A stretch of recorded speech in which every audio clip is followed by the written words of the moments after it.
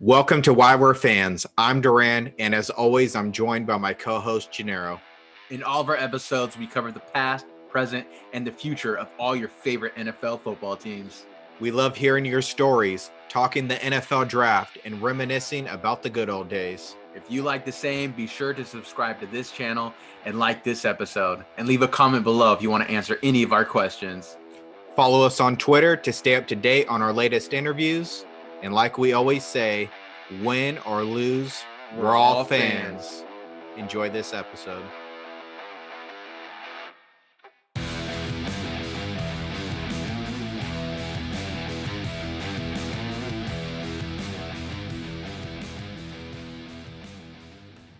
Welcome back to Why We're Fans. Welcome to this episode. We got a special guest today, a representative of the Pittsburgh Steelers fan base. We got Jarrett Bailey.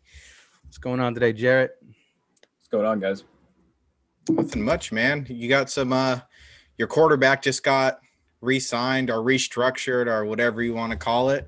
He did. So you guys have been in the news a lot this week. I've been in the news a lot this offseason. Man. It's been, a month since the Super Bowl, and that's all that's been talked about in the Pittsburgh area. So, no, it's been a chaotic few weeks. It's going to be chaotic as hell throughout the rest of the offseason, seeing what they do in free agency and draft. But, no, man, it's going to be one of the more crucial off seasons for the franchise in a hot minute. Awesome.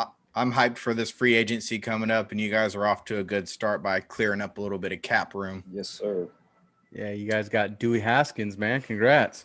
Oh, Washington can have him back, man. So, no, the thing with that is, was on Twitter saying I was against the move, but the more people talk to me about it, and it was me being, very, right as it happened, I was like, oh, fuck, really?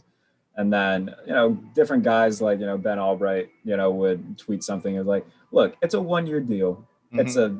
There's no risk with it. He's not making a lot of money. If it pans out and he can be a valuable commodity, great. If not, cut your ties and move on. So that, I guess it makes sense in that regard, just to see if they can have some sort of competition for the backup spot with Mason Rudolph. But, and I reached out actually to Haskins' agent to see if I can get a quote from him on the situation for the piece for the All Steelers on Sports Illustrated. And it was like, look, man, we're just going to try to lay low and let this thing play out. And I was like, you know what? I can respect that. So, we'll see what happens with that situation. But even with this, the signing of Haskins, even with Ben restructuring his contract, that's Kevin Colbert needs to get aggressive come draft time and try to make a move up to either snag a guy like a Trey Lance or Justin Fields, because this doesn't change anything, really. I mean, if anything, it should make them even more hyper-aggressive, because this is Ben's last year off. There's absolutely nothing that he's got left in the tank after 2021. So they got to figure something out in terms of the succession plan, because Dwayne Haskins and Mason Rudolph aren't exactly the future. Yeah, you got some good insight there, man. Let everybody know where they can find you and plug what kind of work you're going on through, working with right now. Yeah, you can find me on Twitter at JBaileyNFL. Anything, fan sided Sports Illustrated, trying to put out as much as I can throughout this offseason. Obviously, there's a lot to talk about in my neck of the woods. So, if you want film sessions on the top quarterbacks, I've done 4 on Zach Wilson. I've done 3 on Trey Lance. Hamza Nasruddin, safety from Florida State. I'm going to try to get his done by the end of next week. So a lot of draft stuff from me going on, at least for right now. On both of those. Crocker Report as well. You can find some of my film sessions on there as well. Hell yeah, man. And we'll put all your links below. So go ahead and click through and follow Jarrett. Hell yeah, man. Sounds good. You ready to get started here, man? We're, got some questions for you about your fanhood. Oh, by all means, gents. Awesome. Durant, before we get started, though, let me just go and give a shout out to Iron Ox Brewery out here in Santa Rosa, hooking us up with a couple 4-packs today. Drinking on that Starview, little hazy IPA. I'm on Mason Saunders. You might know more than that. I'm not a baseball guy, but it looks like he's a baseball player. Yeah, that's Madison Bumgarner's alter ego. So when he was ready to do, he wasn't allowed to do rodeos. So he always entered in as Mason Saunders, and he did rodeos. And yeah, I mean, I'm not a Giants fan, but I know that because I asked some Giants fan, what is that all about? So Come for the fanhood, stay for the Mad Bum tribute. hell yeah. Man, All right, man. All right, let's get started, man. Let's get weird. So Right. how did it all start, man? How did you start going on that black and yellow? Oh man, the earliest recollection that I have, I mean, my dad grew up in PA and he was a Steeler fan, so I was just kind of born into it. But the earliest recollection that I have, probably say, probably Roethlisberger's rookie year, so 2004.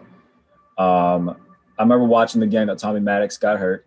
We were at my grandparents' house, and Ben comes in, and then I think it was, I can't remember the exact details. It was either his second throw was intercepted by Ed Reed or was nearly intercepted by Ed Reed. It was one of the two. But after that, I mean, they don't lose again until January, and then everybody in Pittsburgh's like, "Oh shit, we got a guy."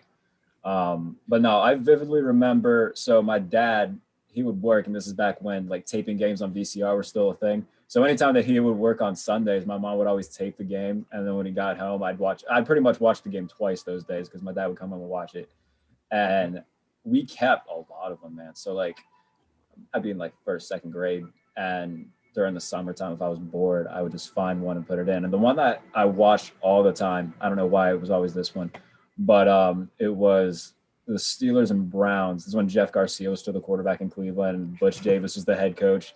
So no, man, I watched that game probably no less than 20 times in my life just because I already had it. Yeah. And so I watched that all the time when I was a real little kid. Yeah, I mean, go ahead. Did you ever spoil the game for your dad? I know like nowadays it's almost impossible not to find out the outcome. But... No, I was pretty good with that because I remember my mom was saying like, "Look, don't say anything about it. Just wait till he gets home. We can, you can watch it with him. Just don't say anything." So no, I think I was pretty good with that in terms of just keeping my mouth shut and just watching it with him. So no, that's pretty much how it got started for me, just being a little 6-year-old kid and seeing. I got in it at a good time, being that, Ben obviously turned out to be the best quarterback in the franchise's history. But that was his rookie year is the earliest recollection that I have of, being a fan. Who's a bigger fan, you or your pops? My dad will say that being that I do this now for, going into being able to do it for a living, my dad will, he'll always, claim that he knows more than me. Fair enough. He's seen a lot more than I have, but every time that we get into this, I'm like, Pops, you get that I do this, right? Like I'm not no scrub when it comes to this. So he'll always claim to be a bigger one, but that it's a toss up. I'll say that. Yeah, man, that shout out to dads, man. Cause I feel like my dad's the same way. He's always like, man, I forgot more than you'll ever learn about the 49ers. Don't worry about it. I'm like, oh, so shit. For example, like last year, I was, from this point until the draft, I was riding the J.K. Dobbins train to Pittsburgh. I was, okay, if he's there at 47, I'm banging the table, take J.K. Dobbins. Hell yeah. And my dad was like, J.K. Dobbins won't get past the 25th pick. I'm like, Dad, what the hell are you talking about? He'll go in the second round, maybe. So like we went back and forth on that for a while. And then obviously the Steelers take Chase Claypool, which I was upset about at the time. Obviously it panned out okay. And then J.K. Dobbins, of all places, goes to Baltimore. I'm live streaming when the Steelers get to 47. And I'm like, all right, pick is in. And I just let an audible, God damn it. Yeah, whenever I do any sort of live stream, I keep it as clean as I can. I'm gonna try to turn off my Wi-Fi, see if that'll make my laptop Wi-Fi any stronger before we keep doing this. But yeah, anytime that I do any sort of like live stream, I usually try to keep it as clean as I can. But that was the first time I remember like getting audibly pissed off on any sort of stream. And then a few picks later, Baltimore takes J.K. Dobbins. I'm like, you fucking kidding me? Like I was pissed.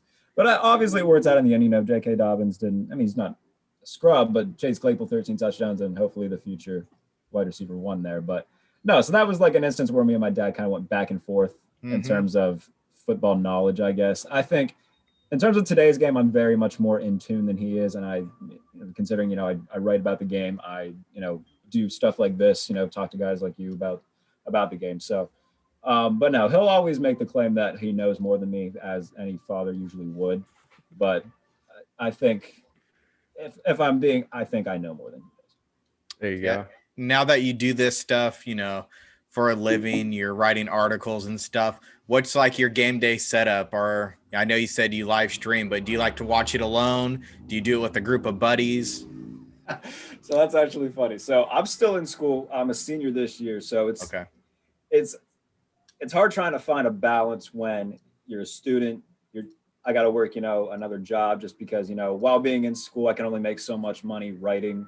So trying to find that balance. But when it comes to game day, man, my friends hate watching games with me.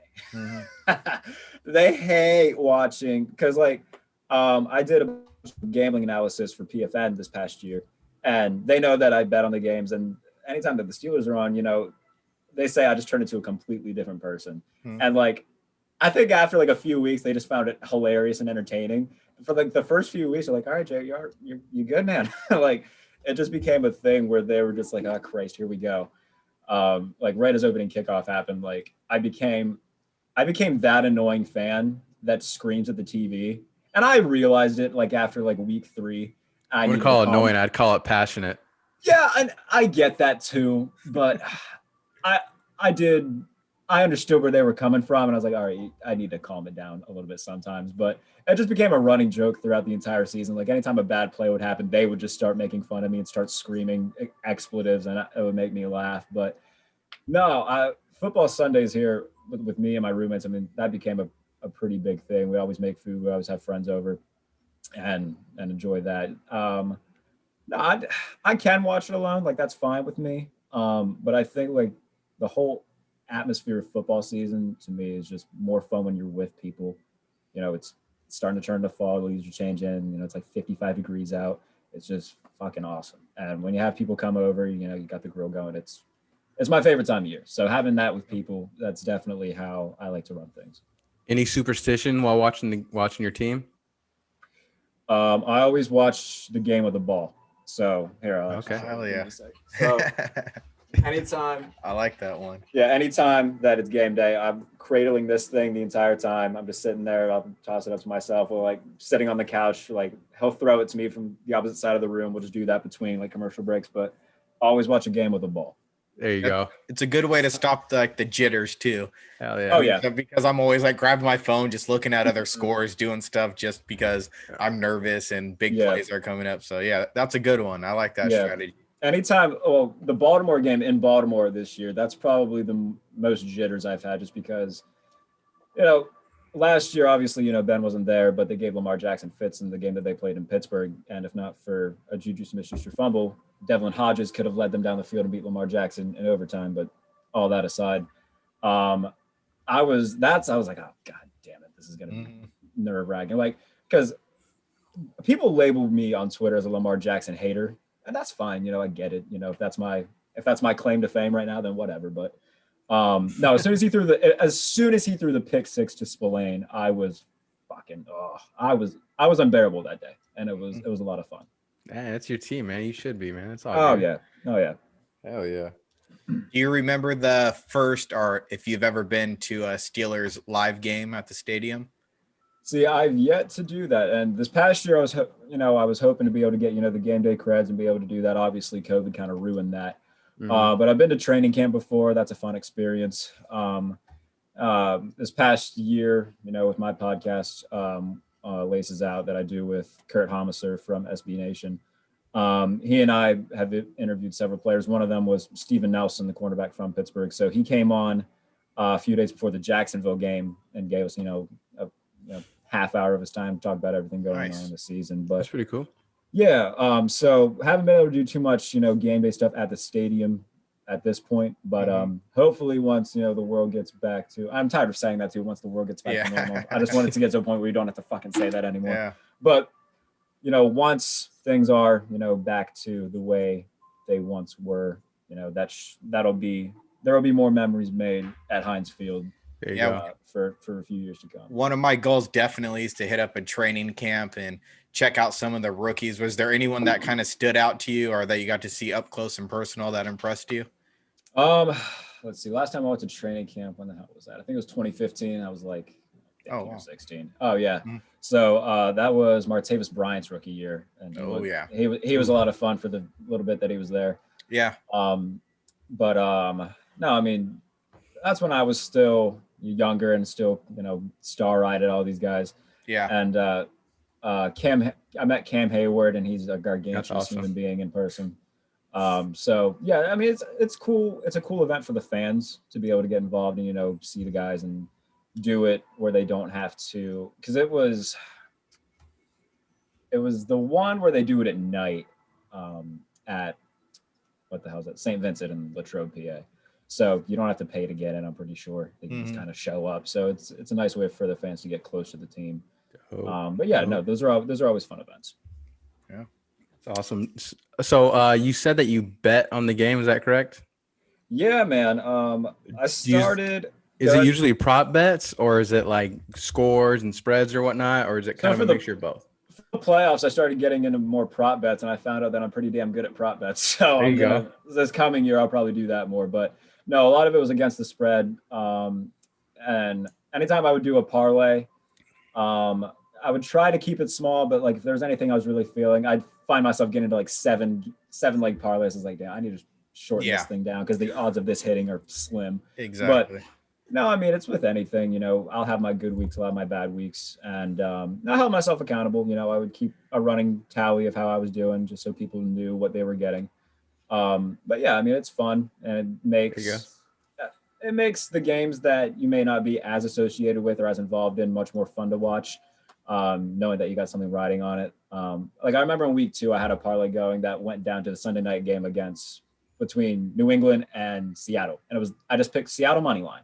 And of course it came down to Cam Newton at the 1 where they had to stop him, and they did. And I jumped up and I think my head hit the ceiling. I was so excited because my parlay hit. But no, it's exciting. I kind of cap myself off at what I can bet just so I don't go out of control, especially like I said, being a student. I don't want to, lose $50 every weekend if something goes wrong. But no, I cap myself off. The most I'll allow myself to bet on anything is 10, and the most I'll allow myself to bet like in a weekend is like 50. So I try to cap myself off at a number where it's not gonna break me pretty much. Yeah. Are you into fantasy football at all? Oh yeah. So I'm just curious, just because me and Durant were talking about this a little bit off air. So what kind of a fan, as far as Pittsburgh Steelers go, does it come to when you're drafting? As far as like, are you the type of guy that's a homer and wants to pick a lot of? Absolutely not. Is there a superstition with that, or what? No, absolutely not. I'm the complete opposite of a homer when it comes to fantasy football. So I was actually in a league with a guy who's a diehard Ravens fan. This man goes Lamar Jackson, then he picks up Mark Andrews, and then later on he picks up Justin Tucker, and then the Ravens defense. I'm like, bro, we get it. You're a Ravens fan. Good luck when they have their bye week. Exactly. It doesn't make any sense to do that. No, the way I draft, I'll go running back, then wide receiver, back to running back, back to wide receiver. Unless like one of the 2 tight ends that make any sort of impact in fantasy are available. So if like Kelsey or Kittle are still there in the 3rd round, I'll take one of them. But if not, I'll go back to receiver. And then, if like this past year I had Rodgers, which helped because I got him like, the 7th round, because people don't pick quarterbacks until then. But no, I think I'm a pretty, consistent fantasy drafter. I don't pick guys just because they play for my team. I know obviously go ahead. Are you like anti, like say like Ravens or Bengals or Browns when it comes to players? No, the thing, so because I figure they're your rivals, so you can't play with your heart. Yeah, no, exactly. Yeah, exactly. So let's say I have a Bengals player on my team and they're playing Pittsburgh that week, I will be a little bit more hesitant to put them in simply because, I'm going to root for them to get their asses kicked. But at the same time, if, a certain guy's injured, let's say that Joe Hayden's injured and I have, T Higgins, I'm going to still start T Higgins just because I know that he's going to have a better opportunity to go off. I can still root for T Higgins to score in garbage time. Yeah, exactly. But now in terms of like my hatred for it, I mean, I've always been a Ravens hater. I will be till, my last breath. Cincinnati, man, that's the thing. You can't really hate Cincinnati. What have they done to cause my hatred for them? They're like your little brother, man. Yeah, no, exactly. I can hate Vontaze Burfict for turning Antonio Brown into whatever the hell happened to him over the past couple of years. But But no, I mean, I'm excited for Cincinnati. Like, I love Joe Burrow. I love T. Higgins. Joe Mixon is a guy who I really like. And, the big controversy obviously around him when he was drafted with, the whole incident with the woman in the bar. Yeah, that's trying. My brain farted there. I can't remember the term for it. But no, the way that he's really just kind of owned his mistake. He's kind of really bounced back from it. Good for him for it. So no, they've got a lot of players on that team that I really like. We actually, over the last year, I think we've interviewed at least 2 or 3 people associated with the Bengals. We did. Ken Anderson came on the show multiple times and told us a bunch of stories about when he played, and that was a lot of fun. Drew Sample, the tight end, came on a little bit before the season started. So we a little bit of association with the Bengals where we kind of have to, at least root for these guys a little bit. But no, I'm excited for Cincinnati. And now when it comes to Cleveland, the fact that they're starting to get better, I think, man, I don't even want to talk about that wild card game, but I know I got to because the fact that Juju Smith-Schuster. Are you a Juju B? I can hate the fact that he just. Now look, I'm not gonna say I hate Juju Smith-Schuster. I don't know Juju Smith-Schuster. I've never spoken to him. I hate that he acts like a 16-year-old girl. Mm-hmm. I hate that he found it totally okay in the midst of a losing streak down the stretch going into the playoffs to dance on teams' logos and think it was hilarious. And you know what? He got us in the Cincinnati game. He got lit up for it. And I remember standing out of my chair and going, fuck yes. Mm-hmm. I was completely okay with that. And now, like I said, Juju, great guy. He's given a lot of his own money, his own time to the community. He didn't need to do that. He did that out of the kindness of his own heart. I'm sure he's a great dude. But the fact that I'm pretty sure he's only a few months older than me, I think I have the capability to kind of understand what goes on in his mind, being that we're the same age. Mm-hmm. Like, bro, if I can understand the fact that you shouldn't do that in the midst of a losing streak, you should be able to understand that. And I get that it's your brand. I get you're growing your own person. That's great. But there's a time and a place. And after he talked all that shit before the Cleveland game, he deserved to get roasted for it. And then Chase Claypool coming out afterwards saying, oh, they're going to get clapped anyway. Like, what the hell? 14-year-old in a Call of Duty game chat? Like, Jesus. God, like, grow up, mate. So, for real. I don't know. He won't be. I would be surprised if Juju's back with the team this year. I think that ship's kind of sailed. But and if that's the case, I'm not going to shed a tear over it. I'm not going to deny that he's a solid receiver. I think he's more of a very good number 2 rather than a number 1. But yeah, I'm not a Juju fan per se. Okay, there you go. Nice. We got to know. I think one more question in this section, G. We got to know what your first jersey was. Couple more, yeah. So my first one, I think it was like first grade. It was a Roethlisberger jersey, and then I got. Oh, who the hell else have I had? I got a Troy Polamalu one in like 4th or 5th grade. Yeah. So all of the big name guys are the ones I had. Mm-hmm. I always try to find people who had just the most outrageous, like, out there jerseys. Like, I saw somebody with a Deuce Staley Steelers jersey one time, and I thought that was funny. Yeah, just like the most random of jerseys. I want to find somebody who has like an Antoine Randall L jersey just sitting in their closet. I want to find somebody Emmanuel Sanders jersey. That'd be dope. But yeah, something like that, like a Kimo von Oelhoffen that they wear every once in a while.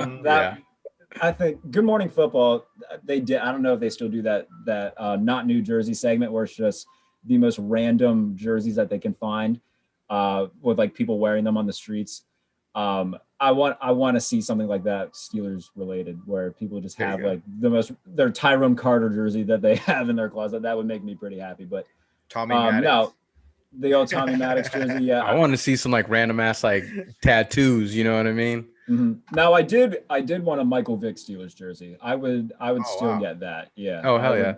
I would very very gladly own that. How to get a Michael Vick Jets jersey, man? No, yeah, anything Michael Vick related, we stand here. But no, any jersey that I had, it was one of the the bigger players. So it wasn't. I didn't have the random offensive lineman jersey when I was growing up. There you go. So I got a question that may be a little bit deep, man. Okay. So what kind of separates your fan base from the Pittsburgh Steelers fan base? I mean, from any other fan base, you know, in the league, all the other 31 teams. No, you cannot say, "Oh, we got 6 rings." Be a little bit more creative than that, my guy. Let's go. What separates Steelers fans from the other 31 teams is the fact that they're the most annoying fan base of all 32 teams. I think we beat you. I got someone that could beat you. I will look. I've said this on Twitter more times than I can count. Anytime it's like fan related, like any tweet like that, I'm the first person to say that Steelers fans are the most annoying human beings when it comes to sports. I can't stand the average Steelers fan. Yeah. Because they do exactly what you just said. You know, they say, "Oh, we still got 6 Super Bowls." Like, who gives a fuck? You've won 2 in the last 20 years. Like, Christ alive. I hate that type of fan. Yeah. But there's no in between. There's either the level-headed fan like me, or there's the guy in Pittsburgh who's walking down the street with his capri jorts, his old Monarchs, a dirty white hat, and a Cordell Stewart jersey. That your typical dad. Yeah, pretty much. And who talk just like that. And you know, the claim to fame of the 6 Super Bowls. I, on the other hand, choose to be a realist and look at recent success and the fact that the Steelers have had little playoff success over the past decade. Yeah. And choose not to live in the past. But that's just me. Yeah. But I was like in a clubhouse room and the Steelers came up. And I asked them, I was like, "Hey, how are you guys going to replace Villanova? Like, what's going on with that?" And he goes, "Oh, it doesn't matter. We have Roethlisberger coming back. He has 2 Super Bowl rings, whatever." I'm like, "What? Okay. Like, how do you replace that? You guys need to, He goes, "Oh, our defense is the best in the league." All right, dude. Like, you don't get it.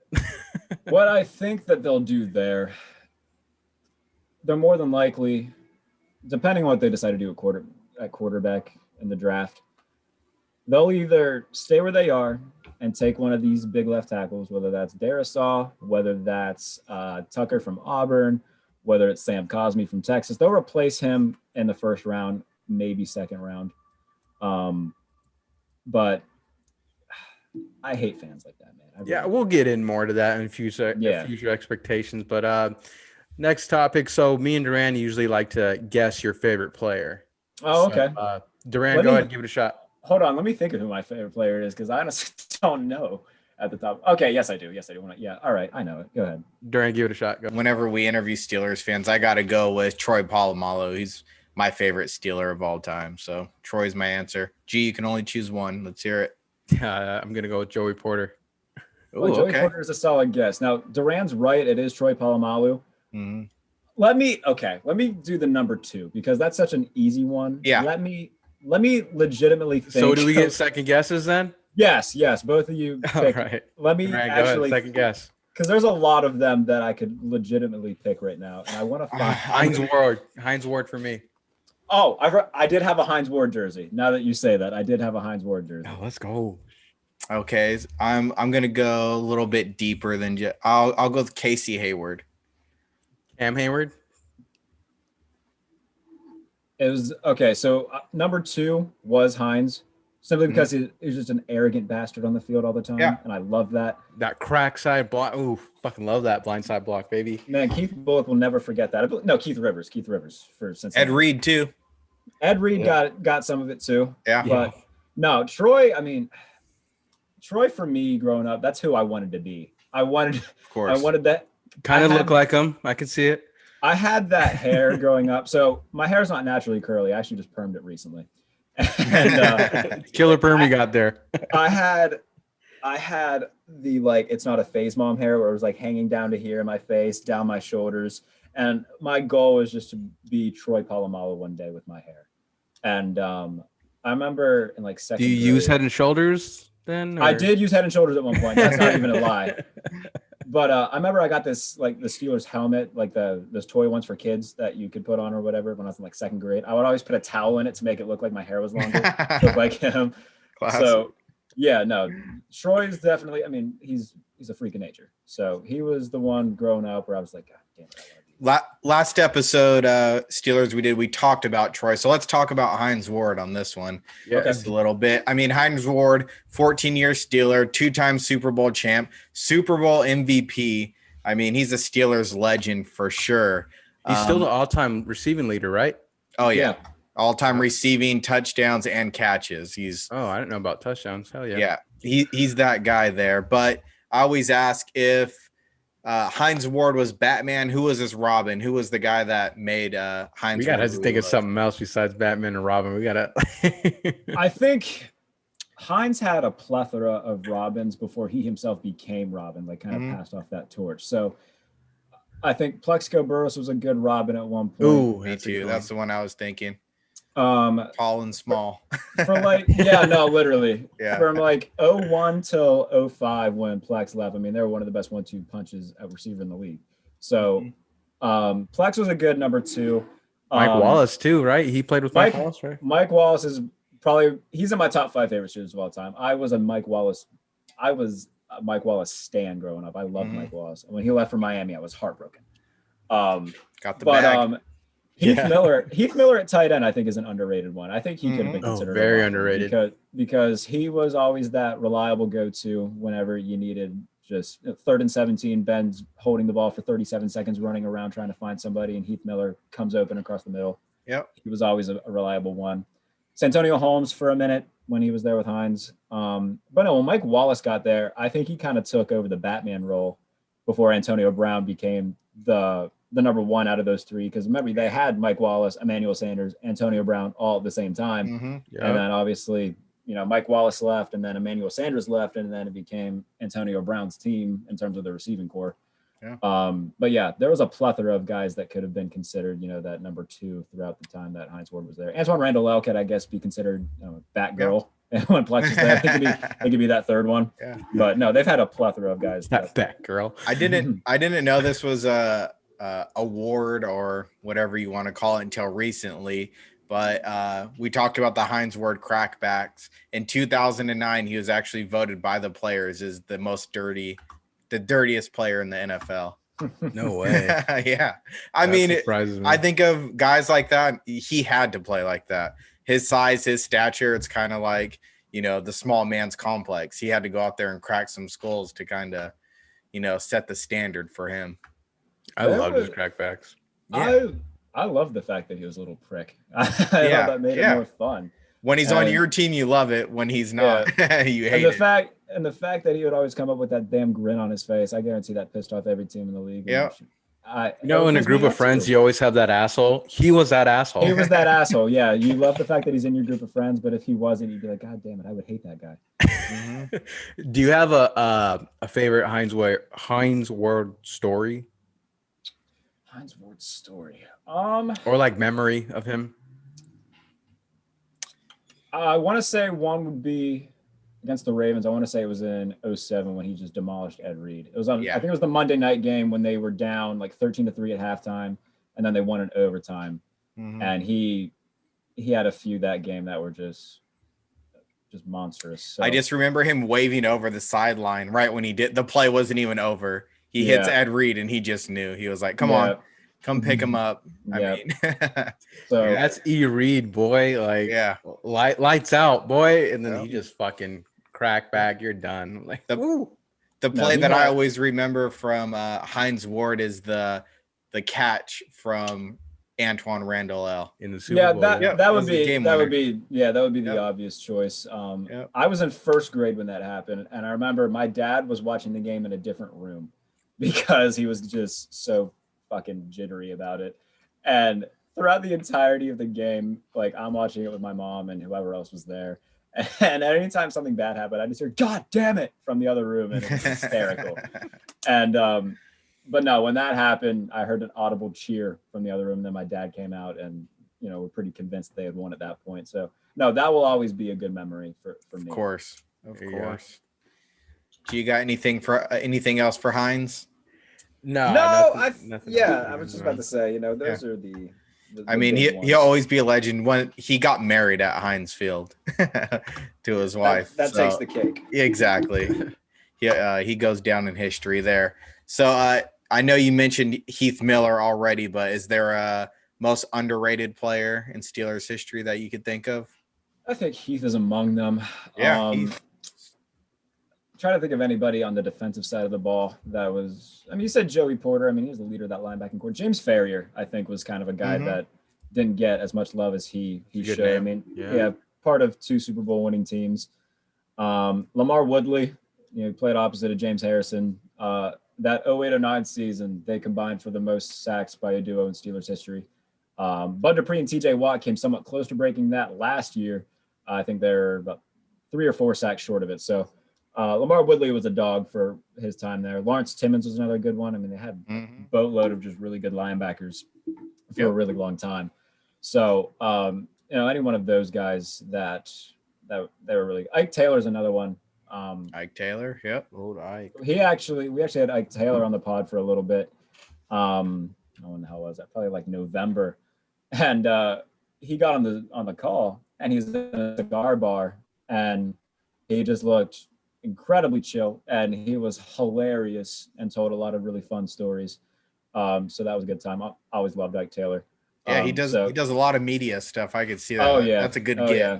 Do you know what type of cigar he was smoking, man? I'm always curious what these athletes would smoke. asked. I couldn't tell you. I didn't ask what kind of cigar it was, but it was a fat one. I will say that. You got it. I think that's it. Anything else for a favorite player, G? No, that's it, man. I can go forever about Heinz Ward. Yeah. Let's move on a little bit. I mean, this is a category where I feel like Steelers fans just don't really fall into. Who's your favorite coach? I mean, you guys have the best coaching history in the NFL for sure. 3 coaches in the last 52 years. Is there one guy that kind of stands out more than other? I mean, I love Bill Cowher. And okay. Tomlin's been around for the majority of my life. But Cowher was just different, man. He was a steal. Chin, yeah. Yeah. So I remember I got NFL head coach the game, and he was on the cover of it. And one of the sole purposes that I wanted it was because he was on it. And how'd you like that game, by the way? Fucking sucked. Yeah, I know. Okay. I thought I was the only one. I hated that game. It was a great idea, but I wasn't a fan. But no, he would get in your face, and he would just spit flying out. Oh man, he was just so fun to watch on the sidelines. And the fact that he was able to finally get a Super Bowl after being in 5 AFC Championship games and coming up short, I think watching that was really awesome. And now we get to see him every Sunday on the NFL Today. So, I'm a big Bill Cowher guy. Are you excited about his son, Dan Campbell, getting a job? Yeah, no, that was one of maybe the most entertaining press conferences I've ever watched. Motor City Dan. Yeah, so that was a perfect hire for that was a perfect hire for Detroit. I mean, Dan Campbell was a solid player when he was there. Bringing him back, he was a solid assistant in New Orleans, so hopefully he does well. I hope. I mean, the coaching staff that he's put together is a hell of a staff too. So I hope that they do on well. That staff. Antoine Randall is on that staff. So is Deuce. Dude, yeah, no, it's it's just the 2004 Steelers put on the coaching staff. But I hope that this pans out. I don't know if I like Jared Goff yet, but we'll see if they're able to bring back Kenny Golladay, get a few weapons for him there. I'm a big DeAndre Swift fan, so I think that if Anthony Lynn being the OC, Jared Goff isn't horrible. I think he's proven that. He went to a Super Bowl. It's just this past couple years they kind of transitioned from what they were. It went from a team that was more reliant on the offense to more reliant on the defense. And then the offensive line went to hell because they couldn't afford to pay anybody after all those mega deals. So I think that, you give them some protection. You give them a couple above average weapons, hopefully bring back Kenny Golladay. Yeah, Detroit can be good. I want Detroit to be good because I had them going 9-7 last year. And they were my sleeper team to be like in the hunt for a wild card spot. But we'll see. I do like Dan Campbell. I like the hire. The staff that he put together is a hell of a staff. So it would be nice to see Bill Cowher's son do well. Bill Cowher, I feel like ever since he retired, maybe not so much recently, but they'd always bring his name up as coming back to coach. Yeah. I don't know why, but I never believed it. Anytime that a season would end badly, they would throw that out there. I think after the the playoff loss to Jacksonville, I think I remember hearing people like, just ask Cowher, bring him back. Yep. As a matter of fact, I think I was one of them who was doing it. I mean, it's a great idea. It's just I don't think he was doing it. Yeah, and he made it, after he retired, he made it pretty clear that he wouldn't come back to coaching unless it was in Pittsburgh. So, I think there was a time where Cincinnati was looking for a head coach. I think it was right after the Marvin Lewis firing where we were like, why not Bill Cowher? And I was like, okay, good luck. Yeah. I don't, you probably know he does like consulting and stuff for NFL teams now, especially for like coaching hires and setting the culture and things like that. He's got his gig on TV. He's a legend. He won his Super Bowl. I mean, why would you come back? No, he's got a very comfortable gig and nothing else to prove. Yep. Exactly. Yep. The only reason that he should come out is if he decides, you know what, I want to do this again. And and it would be cool, I mean, let's just say that, the Steelers were to fire Mike Tomlin, a couple years ago, and they give Bill Cowher a call, and Ben's on the call with him, like, Bill, come back, baby. Let's do this. One more time. If that would have happened, I don't think I don't know Bill Cowher, but I don't know if he would have said no, and that would have been really cool. Mm-hmm. Yeah. Gee, anything else for coaches? No. Got it. I think you already talked about it though, but what's your earliest team memory? I think you brought up the Roethlisberger rookie year. Is there anything else that you remember of a play or a classic game? Oh man. I remember a few games from that season. The Cleveland one, obviously, that I talked about already. The game between the Giants with him and Eli both as rookies, that was kind of a shootout. That game was pretty fun to watch. They had a game against Buffalo that Tommy Maddox started. I think it was week 17 that they played the Bills that year and won in overtime, I think. The Jets playoff game was nerve-wracking because they should have lost that game. And then obviously the AFC Championship game was a heartbreaker for more so my dad than me because I was like 6 at the time. Yeah. But that one was rough. I remember we turned on CBS to watch the game, and I want to say it was who the hell was it? Something had gone wrong or something where the game was happening, but it wasn't on TV for some reason. I think there's some sort of simulcast problem. So my dad was just sitting there and he's like, holy fuck, where is it? And eventually it came on halfway through the first quarter. So I do remember that vaguely, but no, I mean, there's a lot of memories from that first season that I look back fondly on. I know you brought up the Eli and Big Ben battle. Big Ben's the last one of that draft class to really, I mean, with Phillip Rivers retiring this year, I think that's about it. He's there might be a kicker or something. Oh, there's one. I see it right here. I just pulled it up on Sports Ref. Larry Fitzgerald is also in that draft. So it's Big Ben and Larry Fitzgerald. They're the only ones that made it. I sorted it by from 2 and to 2020 is going to be Larry.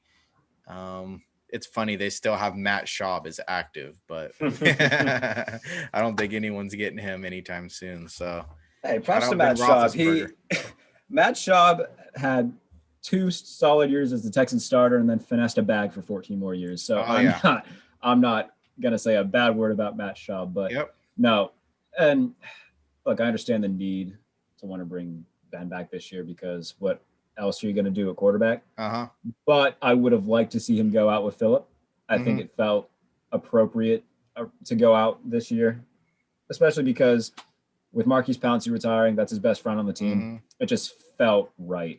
And when Marquise Pouncey announced his retirement, I was like, all right, well, that's it for Ben. I would be surprised if he came back, and lo and behold, he did. Yeah. But no, like I said, I understand why, 1, they want to bring him back, and 2, if he wants to keep playing, they're going to let him. Obviously, they restructured the deal to make sure it could happen. But no, I would have liked to see him go out with Phillip. I thought that would have been a nice poetic ending, especially if Drew Brees had also gone out. But apparently, he wants to come back too because people don't know when to hang it up. That's a weird one. Super weird one. Yeah. So I don't know. I would have liked to see him go out this year, but obviously that's not the case. You got it. Well, let's move on a little bit. We want to know your favorite memory being a Steelers fan. Does a gotta be playoff so game, much. of course, Super Bowls could pop up there, a classic game, a draft, anything like that? Favorite memory being a Steelers fan. One of my favorite plays is 2009 against Green Bay. It was Ben's first 500-yard game, and they're down 36-30. They had just lost 5 straight, and Ben throws a touchdown pass to Mike Wallace as time expired in the front corner of the end zone. That was a game that I got pretty hyped for. I don't know if I remember that exact game, but I do remember just being fantasy football fan. Big Ben had like the number 1 quarterback points of all time. It was like a 500 yards, 5 touchdown game. Was it that one? Yeah, the Steel City Score Fest is what they called it. Okay. Yeah, that was the first of 3 500-yard games for Ben in his career. Only quarterback to ever do that. The other one that I don't know why this sticks out to me. It was a game a couple years ago against Baltimore at home. And that was another high-scoring one where it just went back and forth. Another 500-yard game for Ben. Was it the Christmas game? No, it wasn't the Immaculate Extension game. It was a Sunday night game. And they were down like 12 with 8 minutes left. And then Le'Veon Bell runs it in with like 4 minutes left. They stop Baltimore. And then Ben runs around for a little bit and hits Antonio Brown on like a 70-yard pass. Yeah. And they go on to score, and then they beat Baltimore. And yeah, that was a fun game to watch. But Ben did something, I can't remember what year it was. I want to say it was 2012 or 2013. 12 touchdown passes, no interceptions in 2 weeks combined. He had back-to-back weeks of 6 touchdown passes. Did it first time against Indianapolis, and then the next week against Baltimore. I had him on my fantasy squad that year. There you go. That is an unreal feat that I don't think we'll see topped anytime soon. Just the fact that 12 touchdowns, sure, we might be able to see that, but doing it with no interceptions and just the amount of precision he did it with, that was absolutely absurd. Yeah, that's crazy. Big Ben. I love that a lot of your memories have to do with Big Ben, creating some time, shedding a couple guys, and then making a throw. And that's I think mine is 2005. I mean, it's got to be that game-saving tackle after Jerome Bettis fumbles at the goal line. Man, the heart attack that my family had in the living room watching that. So I was first grade that year, and they had they're on the goal line. We're just like, oh my God, they're going to pull this off. And then that happens. We're like, holy Christ. It was a chaotic few minutes, but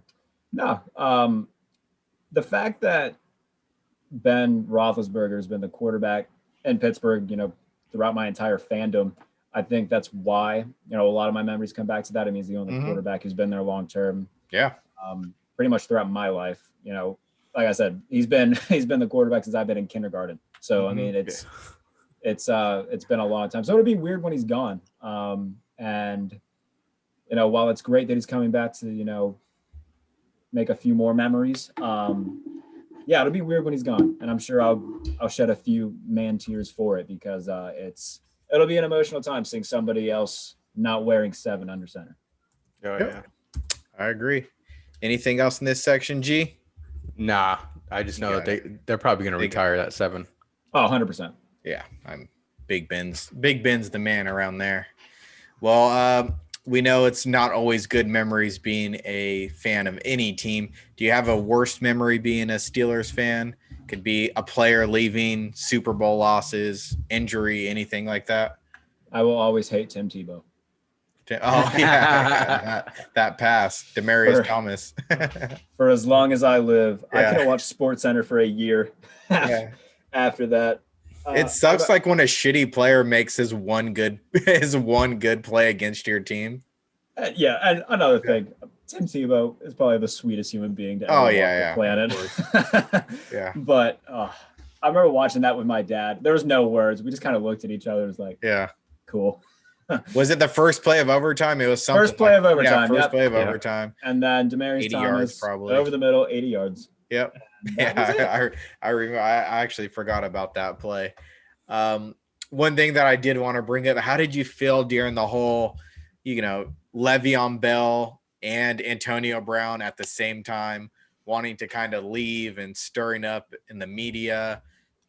Sometimes that turns fans against him. I was team Le'Veon Bell throughout that entire thing. Okay. I think that he had more than proven himself as the best running back in football, and he was worth the money that he wanted. Definitely. And I don't blame him for not wanting to be franchise tagged because, Yeah. he said it in a way, and I'm not going to get the quote exactly right, but he's like saying, basically, you're just going to use me for another year without giving me a long-term deal, knowing full well you have no intentions of giving me a long-term deal no matter how I perform. Yeah. So why would I come back, risk my body when I could just save it and get a long-term deal somewhere else? I was 100% team Le'Veon Bell for that. Yep. Obviously, he got less money than what he bargained for, but still, I mean, making that stand, I think that did a lot for future guys after him. So I was very much on his side. Now, Antonio Brown just fucking fell off the deep end with everything that went on there. And, we can joke about it all we want. There was some problems there with him. Obviously. And hopefully he has gotten and is getting better. But there was some problems there. And looking, when it's going on in the moment, you can blame Antonio Brown for it. Looking back in hindsight, I think we can say, okay, something isn't right there. And, maybe, I think, like I said, hindsight kind of gives that a little bit better of a vision. But obviously, at the time of it, I wasn't too happy about it. I have a kind of, I don't know if you've heard a conspiracy theory that I thought of with Le'Veon Bell during this whole thing. So Le'Veon Bell, he didn't want to sign the franchise tag. He's already been popped in the past for smoking weed, him and LeGarrette Blount, obviously. Mm-hmm. What if he knew that he was going to fail a drug test? And he really would have taken a huge hit. So he's like, you know what? I'll just sit out this year. And, because to me, I thought he should have taken the deal, of course. And we're thinking hindsight right now. Right. What really would have hurt him is if he would have failed another drug test. You don't sign the franchise tag. You don't get tested. You're not signed to anyone. Yeah, I never heard that. That has some sense to it. Yeah. I mean, it does. Maybe as a Cowboys fans, I just know about the weed laws. The weed rules are pretty much written underneath the Dallas Cowboys name at this point. So, no, I mean, I'm not gonna speculate too much on it because I obviously don't know. Yeah. But no, I mean, that's an interesting theory. I'll give it that much. But no, if that is the case, then that was a sneaky little move by Le'Veon, I guess. But we know he likes to have fun. We do know that. And I think obviously now the NFL not testing for weed about damn time. Yep. Is a good thing. And Josh Gordon being reinstated, hopefully he can. How the hell old is Josh Gordon now? Like 30, 32? Something. Is Josh Gordon reinstated? I know he's back in that. He's in that weird league with Johnny Manziel, isn't he? Yeah, he's in that fan base league. Yeah, I know. He asked the Seahawks for his release, so I don't know if he had gotten reinstated by the NFL or not. But I assume since he asked for his release, that he had been some way, shape, or form reinstated. Yep. Shout out Randy Gregory, he's back. Randy Gregory. All right. Shout out Alden Smith, he's back. Alden Smith, yeah. Actually, that's a better one. Free agent. G, you got anything else for worst memory? Nah, man, I don't want to punish this guy. There's another one. Steelers have enough good memories. I have plenty of bad memories that I'm perfectly fine joking about. Let's hear it. I'll never forgive Rashard Mendenhall for fumbling in Super Bowl 45. Oh, God, Rashawn. Yeah. It was 21-17 at that point. They were in Packer territory, looking like they're at minimum about to score a field goal to make it a 1-point game.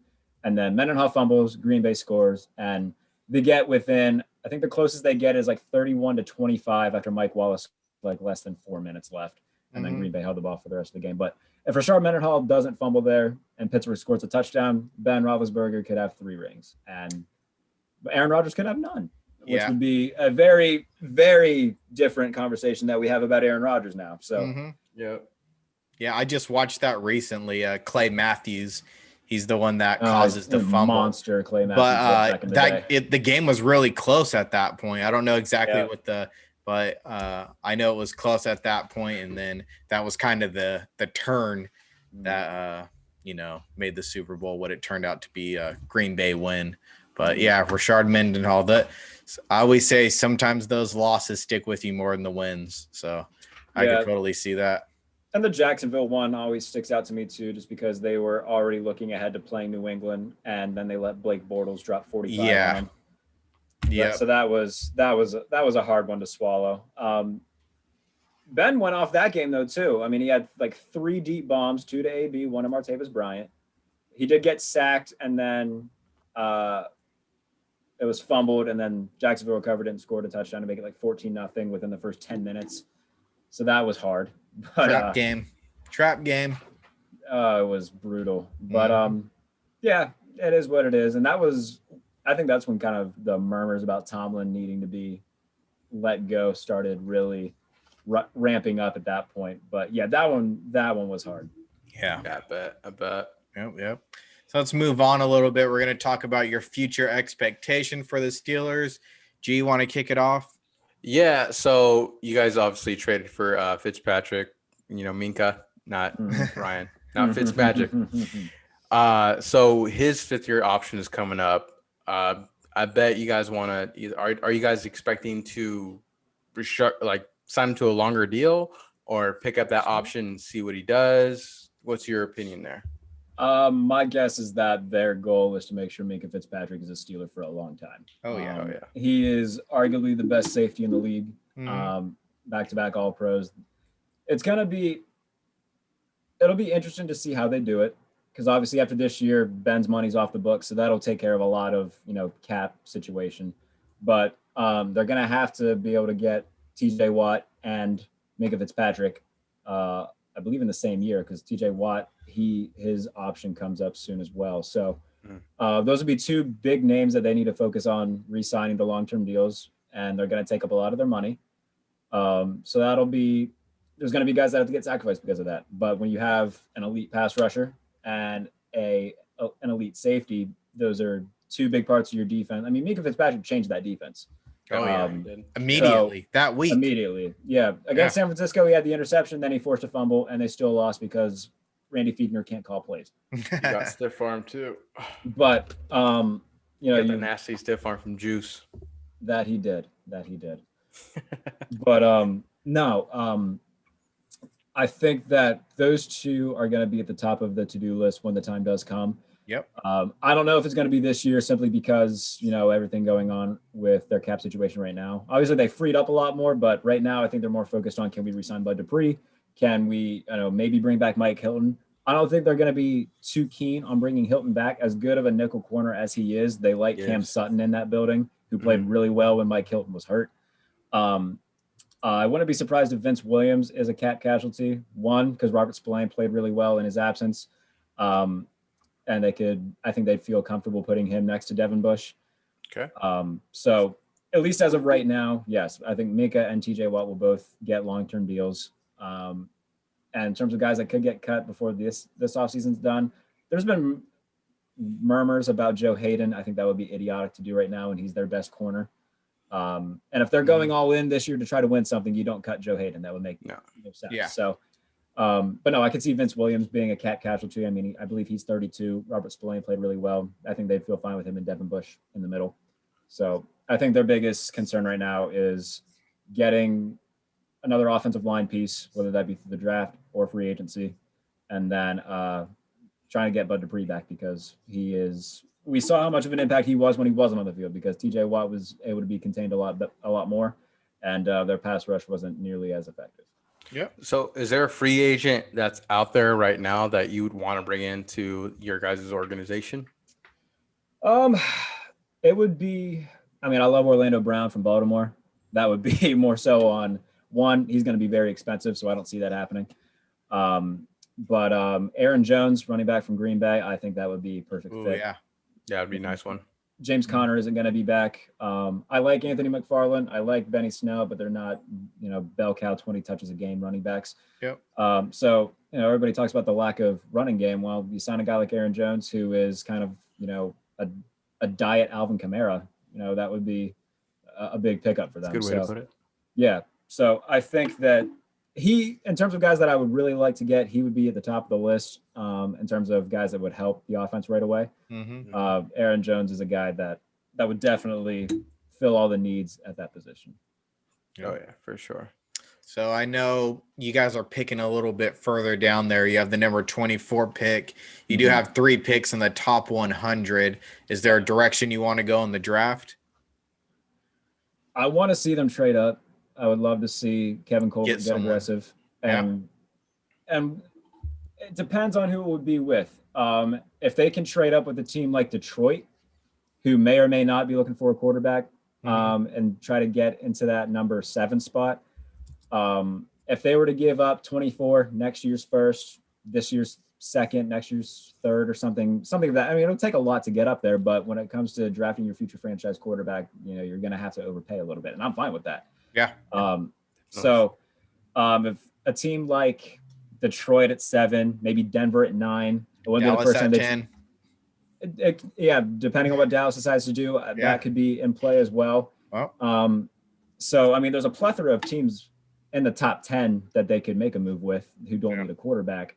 But I think the biggest question mark is Denver, simply because, we don't know how much they trust in Drew Lock. We don't know if, how much they like a guy maybe like a Mac Jones or, a Trey Lance, Justin Fields, depending on who's still there and who's not. But there are teams that they can make a move with and get a guy for the future. So I think that's the biggest thing right there, is they need to get aggressive and get either somebody in the draft, or if the Jets take Zach Wilson, then you call Joe Douglas and see what he wants for Sam Darnold, have him sit for a year, and then take the reins whenever Ben calls it a career. So I think those are the 2 most realistic options for them at the quarterback going forward. Yeah. So many. Go ahead, G. Go ahead. No, go ahead, Duran. I was just going to say, so many teams need quarterbacks in this draft that I don't see many falling, or any of them falling. So I would love to trade back at 10. And if one of them does fall, but I think the odds of that are pretty slim. Yeah. And, there's 3 that I think are going to be fantastic in this draft. I think Lawrence, Wilson, and Lance are going to be very good. I think depending on where Fields go, he could be very good, or he could struggle a little bit depending on the fit. After that, I think that Mac Jones and Kyle Trask will be fantastic quarterbacks in the fan-controlled football league. I don't think they're going to have. Mac Jones will get a chance to start somewhere. I don't think it's going to go. You guys already have really Kyle Trask and Mason Rudolph, man. I don't. Yeah, exactly. So we don't need. They need to get aggressive and get one of these. Oh, so you want one of those 3? Yeah, you're gonna have to give up some picks to move. That's what I'm saying. It would take a lot to do it. Now, I think that Trevor Lawrence and Zach Wilson are out of the equation. They're gonna go 1 and 2. So it's gonna come down to either Trey Lance or Justin Fields, both of which I would be fine with having. Yep. It's gonna take a lot to get up there and get one of them. So. Yep. And like I said, if it doesn't, and Zach Wilson goes number 2 to the Jets, then you try to get Sam Darnold and at least have a plan for the future, and a guy who can play, has been in a horrible situation throughout his career already. Give him some stability and see what he can do going forward. So I was on the Twitter live with Jason, Javi, and all them when you were on there. You were at the Senior Bowl, correct? Correct. Yeah. So I don't know if you saw Chris Sims' quarterback rankings that just came out. He was very high on Kellen Mond, and you were there, got to see him at the Senior Bowl. Yeah. What's your take on that? Being that hearing you want a top quarterback. I mean, according to Sims, he's very high on Mond. Do you think that he's kind of kicking his boy Kyle a favor by ranking Fields so low, or what's going on there? Well, here's the thing. As soon as those things dropped, I knew as soon as I clicked on these comments, there would be every Joe Schmo with 113 followers who talks about football on Twitter saying that Chris Sims doesn't know a damn thing about football. You look back at his last 3 quarterback rankings around this time, they've been pretty damn spot on. Yeah, he was high on Mahomes, I remember. He was high on Patrick Mahomes. He had Lamar Jackson number 1 when the majority of media had him at 5. He was pretty spot on with a lot of his rankings the past few years. So, and I tweeted out, do I agree with Chris Sims? No. Do I respect Chris Sims' knowledge on football and trust that he really believes this and this is that he knows what he's talking about? Yeah. So now watching Kellen Mond play, I mean, I wasn't really impressed at the Senior Bowl at all. Granted, I mean, when you go to these all-star game type situations, it's a little bit different from in season.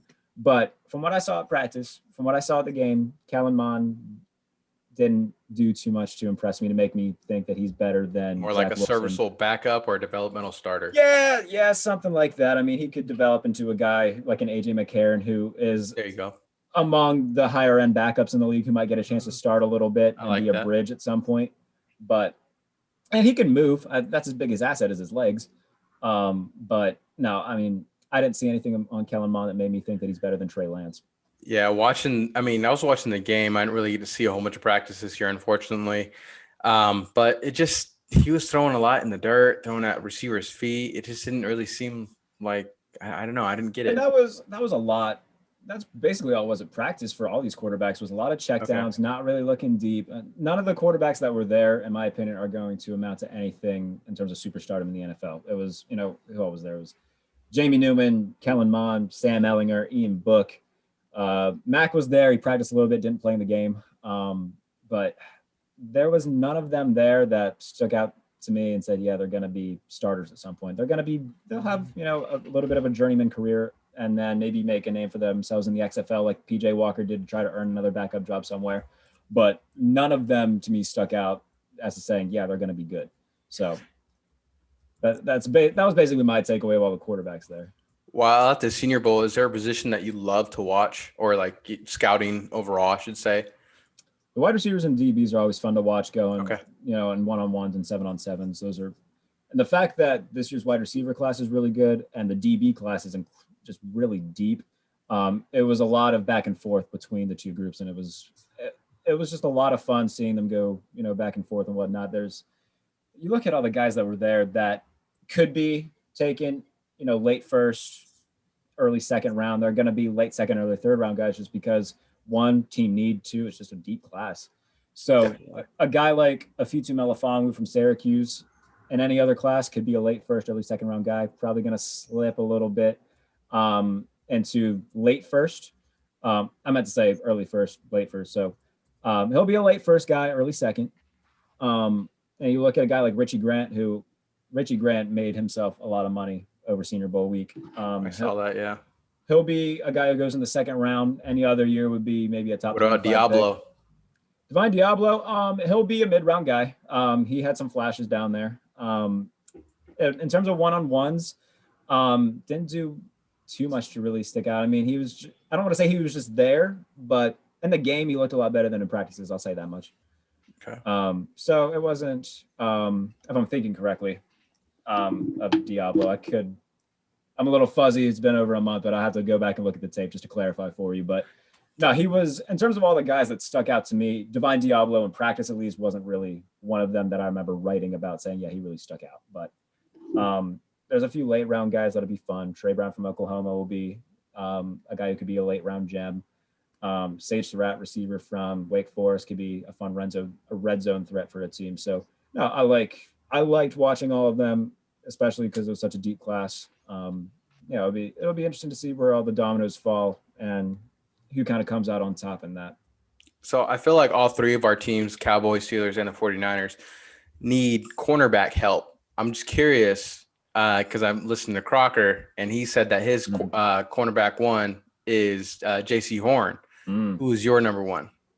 Man, J.C. Horn is filthy, and I think that he is – look, Croc played in the league. He was very good in the Arena League. So I'm always going to – We had him on the show. Hell yeah. I'm always going to trust Croc's knowledge, and anytime I talk football with Croc, it's always a good time. Caleb Farley, man, he is so sticky, and he's so raw too still. Caleb Farley, now, if I'm thinking correctly, he was a quarterback in high school. So he's got a quarterback's mind almost, where he's like, all right, I know what he's going to do here. Brought into Voltech as a receiver. Yeah, maybe that's what it was. He was a receiver in high school. So he kind of. No, he was a quarterback in high school. Brought into cool. Voltech as a receiver. Okay. I want to make sure I didn't get my facts wrong. Yeah. So he knows. Right. In those situations, he's like, I bet I can guess what he's going to do in this situation. And he can just stick to his man. He's very good in those types of situations. I love Caleb Farley. I think both he and Horn are going to go in the top 10. I'm not going to argue, one or the other because they're both fantastic. But they're both 1 and 2, and you could put them in any order, and you won't get too much of an argument from me because they're both fantastic. Who's your receiver one? Wide receiver 1, man. I like Jamar Chase a lot. Yeah. And Devontae Smith had a fantastic year. He's my wide receiver 2. Jalen Waddle, though, might be a little bit more talented than Devontae Smith, but obviously went down with that injury. And I believe it was in October where he went down with the leg. So yeah, that gave Devontae Smith a little bit more time to shine without Waddle being there. But over the past few years, there's a pattern here where, there's going to be 3 receivers that everybody talks about, but it's one of those guys taken in the late first that kind of shines. Last year, it was Ruggs, it was Lamb, it was Judy that were the entire talk. And then who has the best season? Oh, Justin Jefferson, the 5th receiver taken. Mm-hmm. So it's starting to become a thing where, okay, we can focus on these 3 guys, but, Justin Jefferson had the best year out of all of them. Now, CeeDee Lamb didn't have a bad year. Jerry Jeudy didn't have a terrible year. But Henry Ruggs, I think we were all shocked when he was taken as the first receiver, because I think that CeeDee Lamb was probably the best overall receiver. Jerry Jeudy kind of the best route runner, and then Henry Ruggs was fast. It was very surprising to see him go above both Lamb and Jeudy. But that was an Al Davis pick from the grave. Oh, very Al Davis pick. Yeah, that screamed Darius Hayward Bay pick all over again. Yeah. Oh, fast, tall, fast guy. Yeah, let's get him. Mm-hmm. So I get it, but I think that one of these other guys, that we look at, maybe a Kadarius Toney from Florida. I'm trying to think of all these receivers in my head. Amari Rodgers. Amari Rodgers from Clemson. So one of these, there's got to be a bunch of mid-round guys that pop off. We had that. We can go for days about this. Yeah, exactly. Yeah, McLaurin and Metcalf and Deontay Johnson, all of them mid-round guys. So it's a depth position that you can get almost anywhere. But I would be surprised if there wasn't one of these wide receiver 4s or 5s that doesn't pop off this year. Definitely. Well, all right, Duran, you got anything else? No, man, that's it for me. All right. Well, Jarrett, go and plug yourself again, man. If you can stick around a little bit after off air, that'd be awesome. But go and plug yourself. Let us know what you're working on, where we can find you. Have at it, brother.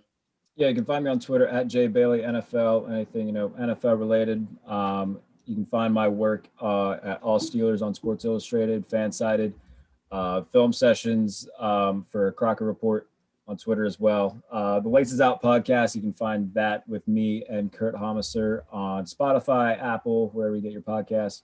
Trying to figure out our next guest, man. It's been a little bit tricky, we're trying to get a list of players that we want to get on. So stay tuned with that. You can follow me for any updates on who's going to be on next in terms of media, players, anything like that. So head over to at the Laces Out pod and give our podcast a follow as well.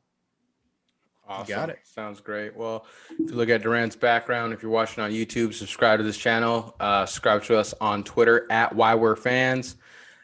You follow us on any of the podcast platforms, Apple, Spotify, Twitcher or Switcher, whatever you call it as well. Shout out to our sponsor, Anchor. Appreciate it. Duran, anything else before we sign off? That's it, man. Have a good one. Thanks for joining us, Jarrett. Thank you for joining. Cheers.